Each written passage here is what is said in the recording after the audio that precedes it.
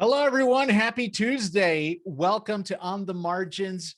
I'm Will Lopez, along with Caleb Newquist, who can deadlift the heaviest truths. We're live, working from home at Gusto, and you are On the Margins.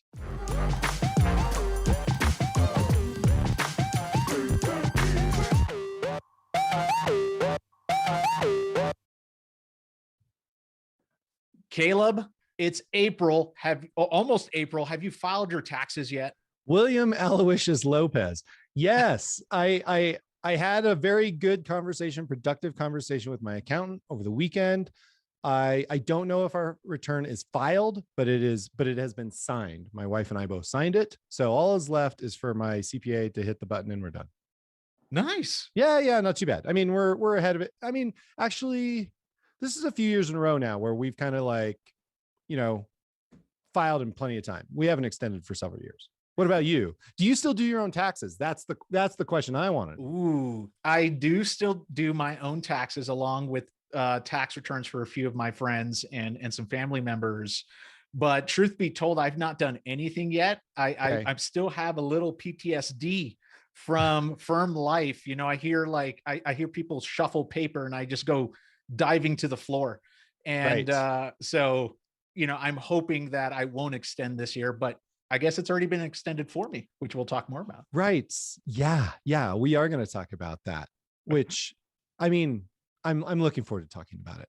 But the question is the question is, I guess if people will indulge us for just a little bit, what do you have any thoughts on that giant ship that had like that Austin Powers moment where it was like, I mean, did you see the pictures of it, Will? Did you hear this huge giant container ship that got stuck? Yeah, I've actually been following it. So I don't know the origin though. How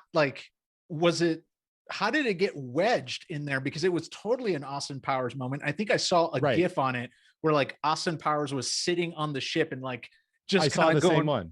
Yes, I saw this. So I saw this. I saw the very same meme. So this is to the best of my understanding, because I haven't followed the story closely, but I believe it was the wind that caused the ship to drift, and then it ran aground, and so that's how it got stuck. And the one aerial shot that I saw, the ship, the Ever Again, right? Or Ever, that was the name of it. The Ever Again is 4 football fields long, and the width of the Suez Canal is only 2 football fields wide. So you have some like gale force winds, I suppose, even a ship of that size, and you run into some sand, and you have this monstrosity of a problem. Yeah, I don't know what kind of wind it would take to shove a ship like that and wedge it into the sand.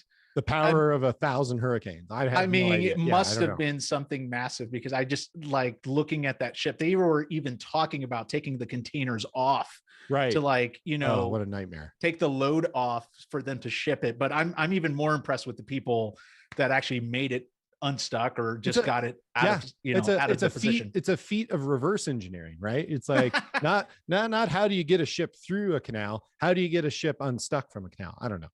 But but if you're watching and you know more about the story and we're getting all this wrong, just tell us in the comments and we'll be happy to issue a correction on the next show. Okay. Yeah. But anyway, just if you're an accountant and you're stressing about deadlines, just think you didn't have to deal with a stuck ship. Yeah, exactly. Well, if you are following us, if you're on LinkedIn, Facebook, YouTube, subscribe, hit the bell notification on YouTube, follow us on LinkedIn, follow us, join us on Facebook, and we'll continue conversations there.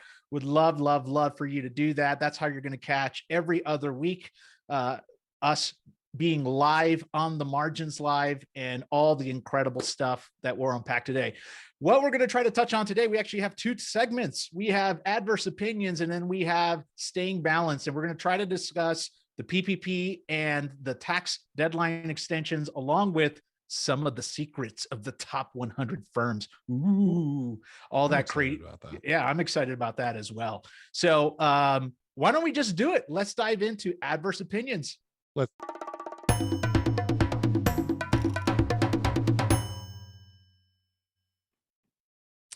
So Caleb, you know, I think everyone's excited about the tax deadline extension. And a little context here is for the tax deadline, obviously the IRS, COVID is still running rampant out there. IRS decided to extend the tax filing extension deadline to another date. What is it, May 15th, I believe? 17th. The 15th is a Saturday. Oh, that's right. So May 17th. Yep. Also, in correlation to that, I think it was called the PPP Extension Act. That also extended the PPP deadline for, basically accountants and their clients, right? Which is, I think, a really, really good thing. And so with the tax deadline extended and the PPP extension extended, the one that I think is probably more top of mind for me is the tax deadline extension, right? Yeah, and sure. I think you and I were talking about this yesterday, and there are a lot of great things about it, but then I think there's also a lot of bad things about it, because I think, to your point yesterday, we basically spent, as professionals, accountants, and I have friends that run firms, spent 11 months in tax season last year. Yeah. Right. Yeah. And we were hoping for a reprieve. And I feel like the 2021 was a great moment of like, never going to happen again kind of thing. Right. And it's happening again. Yeah. Yeah. So like I said before, I talked to my accountant over the weekend, and she has a small firm, Gusto partner. Her and her partner, they worked essentially for 11 months straight last year at in an unsustainable pace, pandemic conditions and all. And when I asked her about it, I said, "Oh, are you happy about the extension? Are you annoyed by it?" And she's like, "Yeah, it takes the pressure off, And I think that's probably true for most folks. Like, they don't feel like they have to, they're given more time to figure out some of the stuff in the new legislation, like to the extent that stuff is affecting last year. Maybe it's not. I don't know the nitty gritty of it all, but I know there's been enough legislation passed with enough tax implications that there are some things still being figured out, and I think most accountants are happy about that. I think the other side of it is that, I mean, it just comes down to this: people are just prolonging the inevitable, right? Like, there's going to be a deadline, and if they extend it again, they just kick the can down the road. And I don't know if you saw this, Will, but there's another article it was just last week after. So the extension was announced 2 weeks ago. And last week, I saw another AT article, Accounting Today article, that said that the National Conference of CPA Practitioners was asking the IRS to postpone the tax deadline again from May 17th to June 15th. And I think there's some reasons for that. I think it has to do with maybe estimated payment deadlines or something. I don't know. Like, again, details, not my specialty. But I guess what would concern me is, if I was running a practice, like, how long do I want to like stretch out the torture? Like, I would like to just have one extension deadline and then say, okay, September 15th, October 15th, those are the two things I'm going to focus on now that the original deadline has passed. And now it's kicked back 30 days. They're asking for 30 more days. I get it. People are under pressure. People don't, people want to be able to do right by their clients. But I also find myself thinking, why just not file extensions for most people? I know it's not an ideal situation for everybody, but there's no penalty. You don't pay anything. There's no punishment for filing an extension. Mm-hmm. So why not just make it easy on yourself, file the extensions, and then work toward October 15th or September 15th, whatever the case may be, like a normal year. Like, that's the other side of my argument. So I don't know, Will, what do you think? I mean, is there any wisdom can you find a kernel of wisdom in that, or is it impossible? Am I totally wrong? Well, I think it's just a super complex situation. Let me show you a slide from the NCCPAP. Let me go National back. Conference of CPA Practitioners. Yeah. Let me go back one more. There we go. So the NCCPAP. Yeah, that's how. Is that how they pronounce it? I'm not sure, but that's how I'm pronouncing it.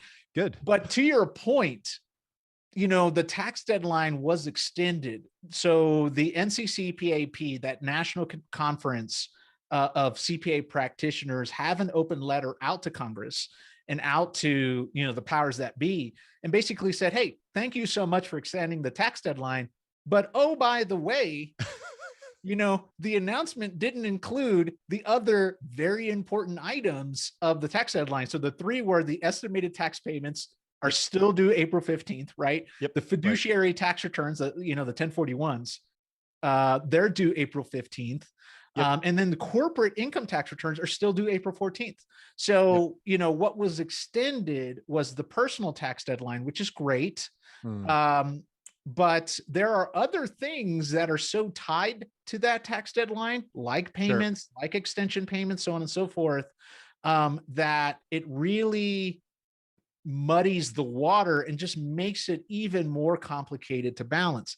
So much so, and here's another one, so much so that Barry Malakon, who I've met, who is the president of the AICPA, he said, and let me see if I could pull it up here. He said that, once again, thank you for extending the tax deadlines, but these estimated payments and filings are also very crucial. And, and he goes on to say, small businesses hold the key to rebuilding our nation's economy.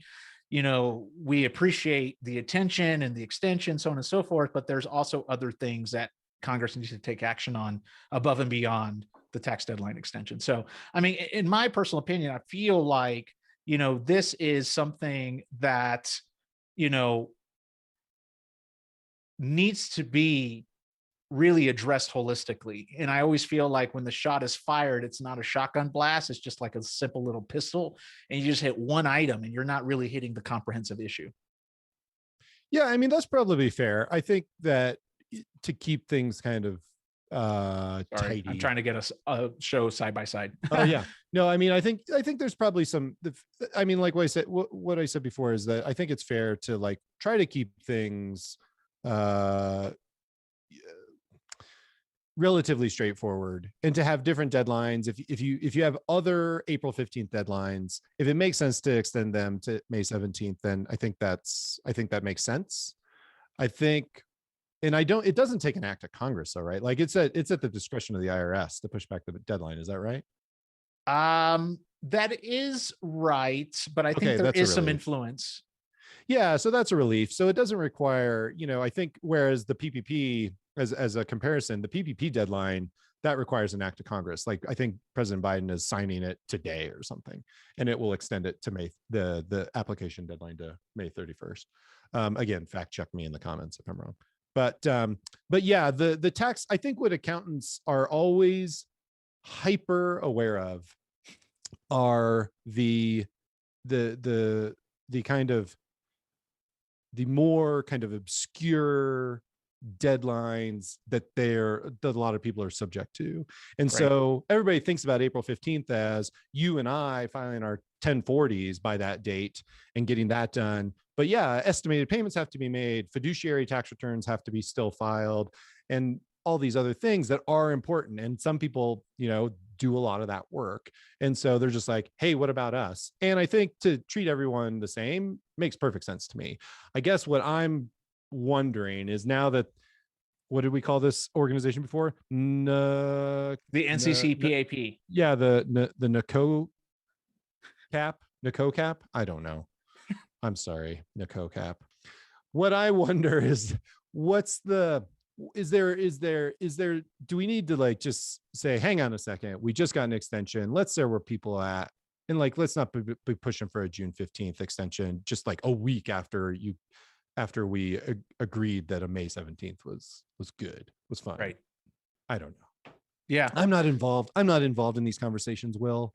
No one's listening to me. No one called you? They didn't do like a lifeline? No. I think if it was a game show, if this was an accountant game show, I would be the greatest lifeline you could possibly have. However, in these kind of larger matters of, national importance, I don't get phone calls very often. And so, which, I mean, I don't know, maybe me not getting phone calls is probably the right thing to do. I don't know. Again, not to judge the well-intentioned people across the country that are involved in these things. But anyway. Yeah, absolutely. And I mean, I would totally call you as a lifeline, by the way, if we were in an Thank accounting you. game show. Maybe we No, I should do think an that's accounting great. game show on the next episode. That would be really fun. But Can on we pull top that of together? that, yeah, Make a note of that, exactly. people. On top of that, let me show the screen from the AICPA here. They are around the PPP Extension Act, right? So Yeah. AICPA issued, an article basically saying, CPAs and their clients are thankful for the passage of the PPP extension. Also, what's really interesting is that the American Institute for Certified Public Accountants, they have and they have stated that there are over 44,000 CPA firms that it represents. And then a lot of clients underneath it are really thankful for this extension, really. And so what the extension does, it gives 60 days or a 60-day extension to help small businesses access the much needed PPP aid and the relief funds, and gives the SBA time to address the lingering E-Trans system issues that are going on and provide more guidance. This is what was happening last year, right? So when the PPP rolled out, it was like, here's the program. And then there was just this slew of questions that happened around PPP, right? What about this? What about that? Where's the guidance from the Treasury? Where's the guidance from the IRS? And I think we've got, the IRS has reserved or at least, the Congress has reserved the right to get smarter after looking back to 2020. And I think the Extension Act is perfect because with the new legislation, the American Recovery Plan, right? The R plan, it needs some time to get all this guidance out there, right? And so what was not successful last year as it relates to all of this was the super arduous fast follows that happened after the program was announced, right? And there was just so much need for information and guidance that it was just slow dripping and excruciating. And maybe because everyone was hyper aware of the guidance that was needed, that like every day we were probably like refreshing our browser trying to figure out, like, is there new guidance coming out around this? Because and no one wanted to take action because there were still questions to be had. So I mean, what are your thoughts on just this extension in light of like last year's experience? I think what's coming to mind for me is a couple things. I think of our last conversation with gusto economist Luke Pardue. I think what was highlighted in that discussion was the questions that people had around forgiveness. If forgiveness was really going, if we were going to start seeing more businesses seeing their loans forgiven, I think that may spur more businesses to apply. So if the forgiveness, if the forgiveness process starts to pick up and we start hearing about businesses getting their loans forgiven, I think you'll see more people apply in this round. I think that's number one. Number two, I think the other thing that comes to mind is the gross receipts test, which Luke pointed out in our conversation that there's a lot of businesses that are in need that don't meet the gross receipts test, which is a 25% drop in revenue from the previous quarter or something like that. Again, fact check me. But businesses that are not able to qualify based on those new rules has made things slightly complicated. I haven't heard anything about them changing that. It seems like at the time, I think what I asked Luke was that just kind of a policy miss? Did they just shoot too high? I haven't heard anything about them changing that, like making a technical change with regard to the gross receipts test. But I think that's another thing that may just kind of hang businesses up. And I don't know. So on the one hand, what I'm saying is, on the one hand, I think if we start to see forgiveness pick up and that gives people confidence that they can get those loans forgiven, then I think we see more people apply between now when applications were supposed to close and May 31st, which the new law allows it to stay open to. Yep. If in that respect, I think it's a good move. Where I still have some questions are, there was just reluctance on a part of a lot of businesses because, like, well, we just don't qualify, so we're not going to be able to apply. And so from that standpoint, those businesses aren't helped at all by an extension of the application. So that's kind of the two sides of it that come to mind for me. But there's what is what is inarguable, or what isn't debatable, is that there are a lot of businesses that still need help.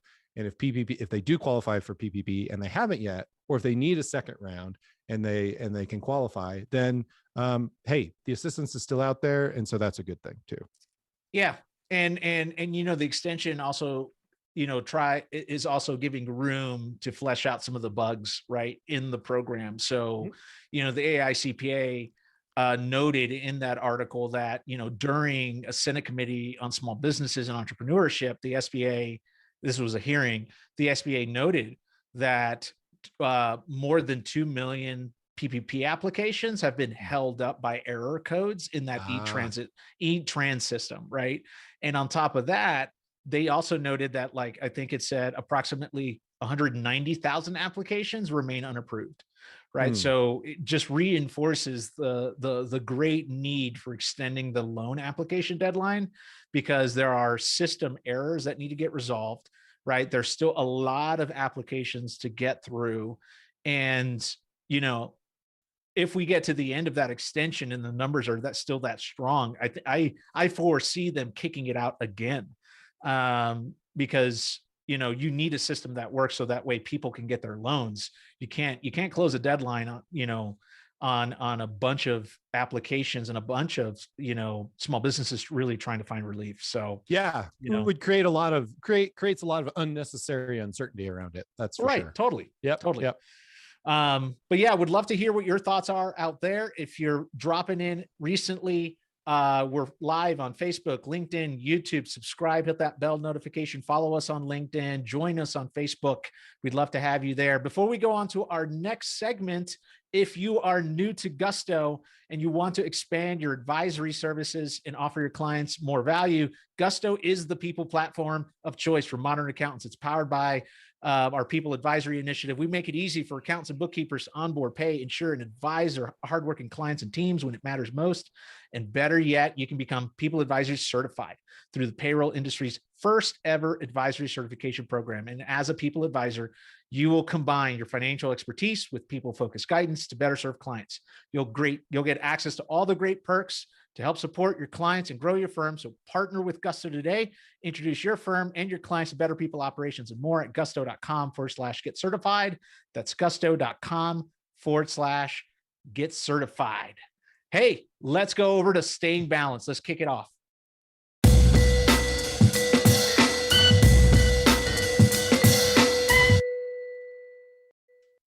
I have to say, I really enjoy that music for that segment. So it's very delightful. It keeps you, it feels like you're balanced when you're listening to it. Perfect choice then. Perfect choice. Okay.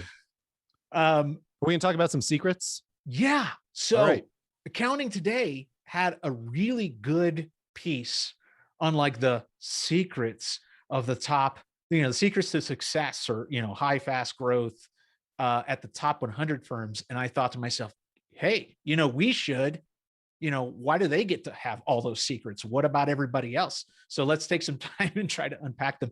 In that article, what struck you the most within that piece, which, really brought to the attention of like the different areas that were showing, great successful secrets within the top 100 firms? Yep. So one of the things that I've been talking about and writing about and thinking about for a long time are specializations or niches. And so there's a good table in the article about popular niches, and I have a list of them right here. And these are the top niches of the top 100 firms. So the secret being that niches can help give credibility and expertise to your firm, and that has all kinds of benefits. But the top niches from the top 100 firms were as following. I don't have the percentages, but I think they're on the screen. But real estate, manufacturing, professional services, construction, tech, mid-sized companies, which is not, is that a niche? I don't know, that's a weird niche. And well, also it's now healthcare. a niche with all the advancement of technology, believe it or not. Okay, fair. I'll allow it. Healthcare facilities. Okay, so here's the thought I had. If these are the most popular niches, then I would argue, if you want a secret, here's a new secret. Here's the unkept secret. Now that I'm going to tell you, don't try to build a niche in any of these areas. Okay. They're too popular. Okay. So in other words, to think about it in a slightly different way, if these are areas of specialization, and everybody, if there's a wide variety of specialization, then is it really a specialization? It kind of is starting to feel like, I don't want to say common knowledge, but it's just an area of expertise that a lot of people have. I think the idea to have a true niche or a true specialization is to do something rare that people still want, that there's still a demand for, and that you can then take that rare skill or rare area of expertise and charge a premium for it. Like, it seems to me that real estate experts in the accounting world are a dime a dozen. So why just become another real estate expert? Will Lopez, what do you think? I'm going to play devil's advocate here. Ooh, do it. And I'm going to say, just because these niches within the top 100 are the top 7, the top 5 niches, doesn't mean they're kind of doing it well. Right. And so, I mean, I'm not, casting blame or anything like that, but I came from conventional accounting, and we served high-end clients. And I particularly was not convinced that we were doing a great job. And so while that was probably our primary, bread and butter to make money within these niches, doesn't necessarily mean that the NPS score is something above 50, like, doesn't mean that like client satisfaction in that service and then that niche is really met. Which is why personally, like, I started a cloud firm. I felt like I could do it better in those niches and draw away clients from those top firms over to my super small practice. Right. And I was successful in some instances where some of my clients were working with the top 4, with the big 4, and they left the big 4 to come over to me. So, I think I agree with you. Like, you don't want to lean in on it too hard, but the good news is there's plenty of business to go around. And I think the competitive advantage here for every other non 100 firm is to do a better job and be more actively progressive with your services in those areas. And I think you can break in easily into those categories. All right. I mean, some of that kind of resonates with me. Like, I feel as though, so let me just make sure I understand you. But yeah. So for example, since real estate is the top one, we're going to pick on real estate. Right.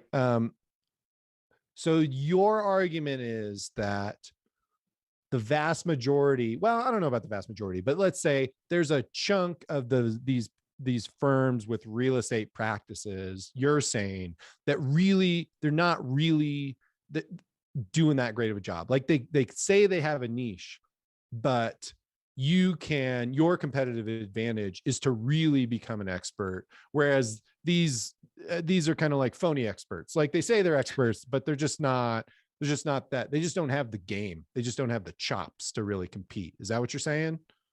I mean, they have some chops at some level, right? So here's what I'm saying. What I'm saying is that, let's take real estate for an example, that I think a lot of firms do a great job serving that sector. But what is more competitive nowadays is this holistic experience of being very specialized in verticals such as real estate, and approaching it with modern advisory and that technological suite. So the top 3 that you see on that list, where it's like real estate, CAS, and technology, I'm not convinced that the top 100 firms really have this cohesive system where all 3 are really interconnected and nicely woven, right? These are things that they're selling, but it's not I have a sneaking suspicion it's not pervasive in the client experience.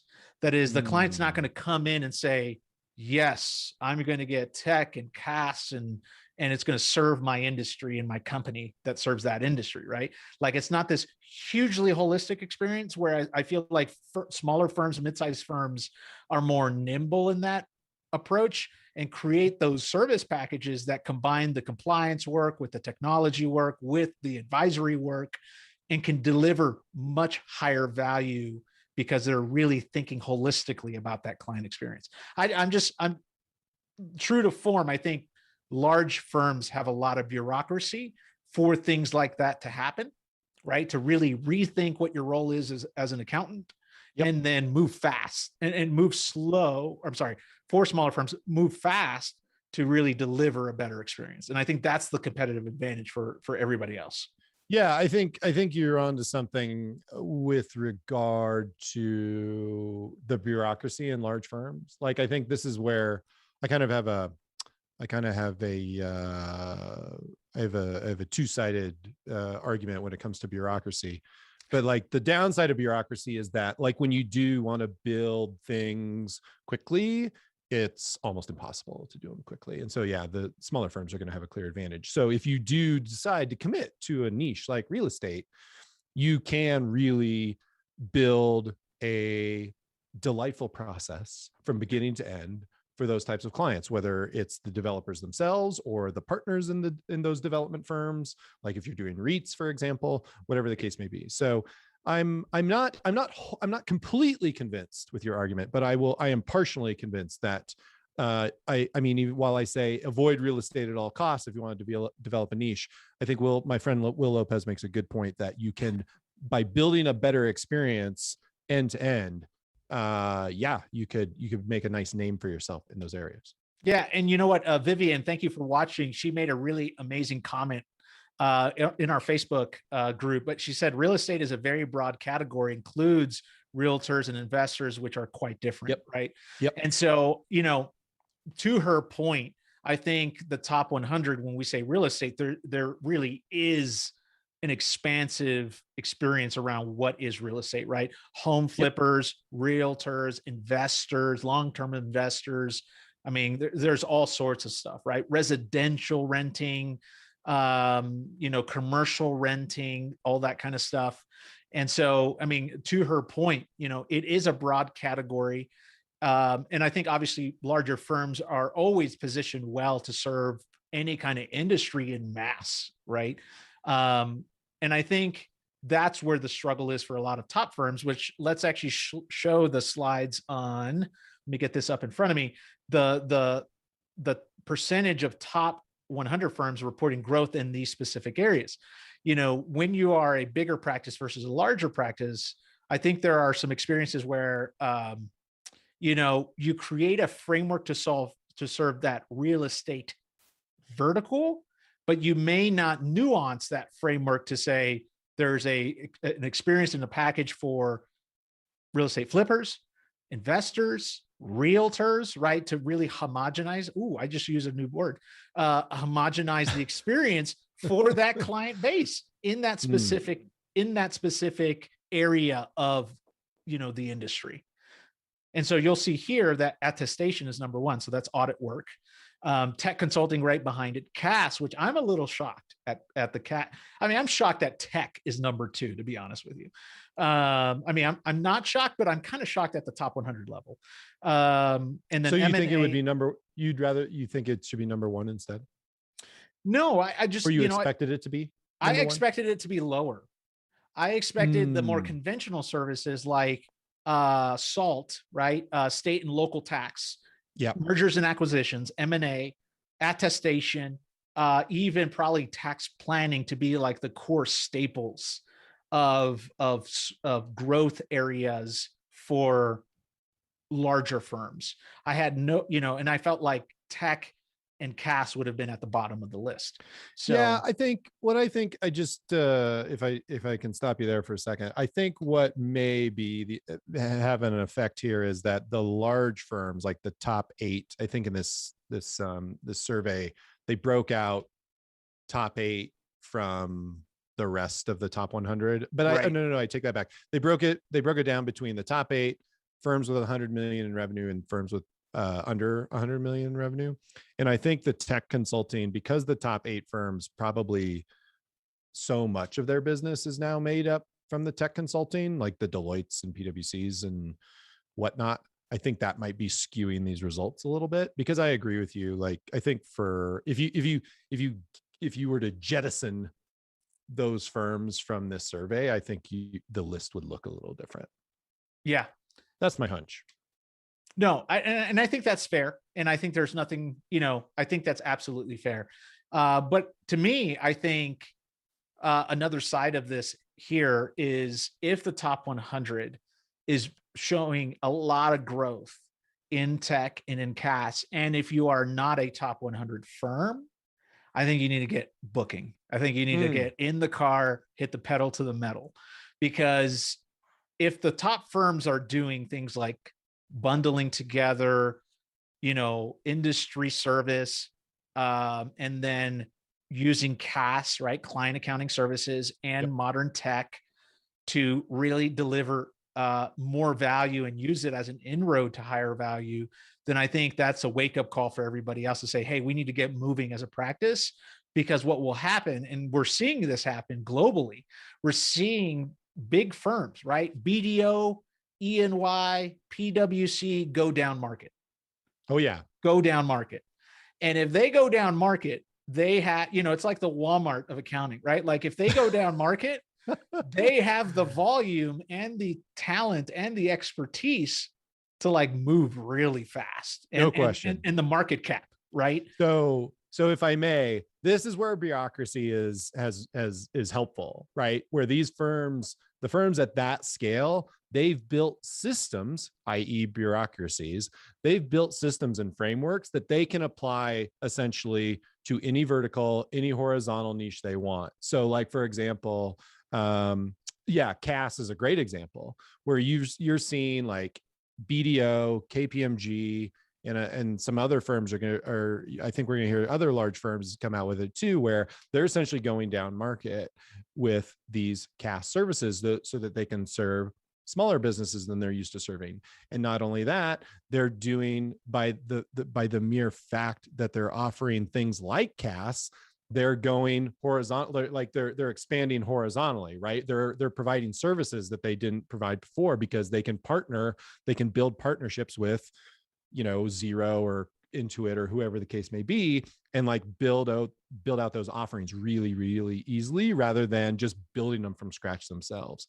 They've been doing it for years. They did it with they've been doing it with legal services. They've been doing it with digital agency services like PwC and Deloitte. They're like two of the biggest they have two of the biggest creative agencies in the world. Like what is an accounting firm doing with a digital agency? Like they have them and they make billions of dollars. So I agree with you that firms, if you have a relatively small firm and you're trying to find a way forward, you need to make some decisions rather quickly and like commit to those and really start getting some things done, because these firms at the top, they play for keeps. And I'm not just talking about, and I'm not just talking about Big Four, like the rest of the top 10 through the top 25. Like I would predict that over the next several years, you're going to see all firms do this if they haven't already started doing it. And so they're gonna start snatching up even smaller and smaller businesses, to your eloquent point, to become more like big box accounting firms, like Walmarts of accounting firms. And if they offer those things at competitive prices, I think businesses are gonna have to take a hard look at them. So yeah. And I think that's fair. And I think it's also fair to know that accounting is a team sport, right? And so serving clients is a team sport.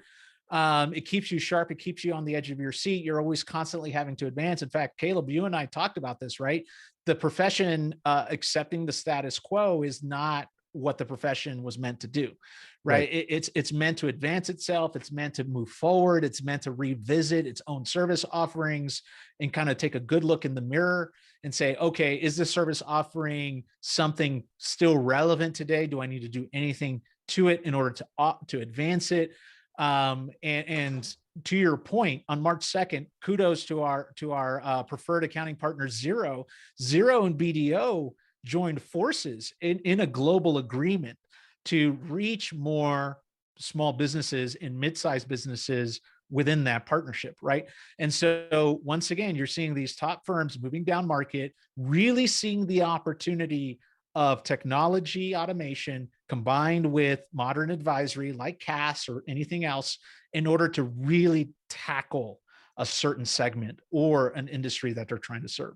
So once again, it's a great wake up call for me personally. I think if I were still in practice, I'd be like, okay, I need to move quick. Now, what's me compared to a BDL? Well, you could totally write yourself off, but I think there's still a lot of momentum that small firms can do to stay ahead of its larger counterparts. I have nothing to add. Other, I mean, because we're running short on time, so I don't want to like go down another rabbit hole. But I think your counsel is wise, Will Lopez. As always, your counsel is wise. Well, awesome. Well, thank you everybody for watching. Want to thank, I see Salmon posting comments. I see Vivian. Thank you so much. Sand Dollar Bookkeeping, thank you for your comments. She said, the new deadline also allows businesses that might have only taken round one late in the game to now take round two if they qualify. So great call out. If you're watching us now, subscribe to our YouTube channel, hit the bell notification, follow us on LinkedIn if you're watching us there, or join us, our Facebook group on Facebook, and we'll continue the conversation. Want to thank you for your time. Caleb, take us away. I'll read us out. This edition of On the Margins Live was written and produced by Will Lopez and myself. Our co-producers are Mohini Kundu and Andrea Garcia Vargas.